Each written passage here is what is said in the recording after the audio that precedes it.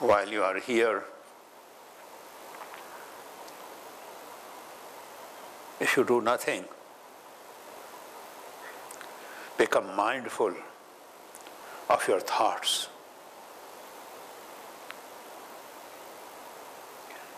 Become mindful of your thoughts. Learn to detect your thoughts. Learn to observe those thoughts. Practice that. What was I thinking 2 seconds ago? Why was I thinking that? Was it something creative? Was it something loving? Was it something critical of others?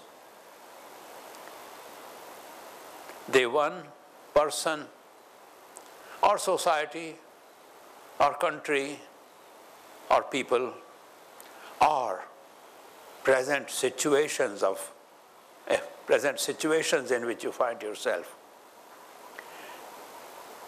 of which I am critical, that I was critical of 2 seconds ago in my mind.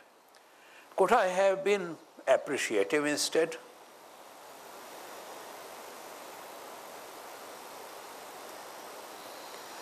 I have made these suggestions and I would like you to read these, and that is why I have called it Sadhana in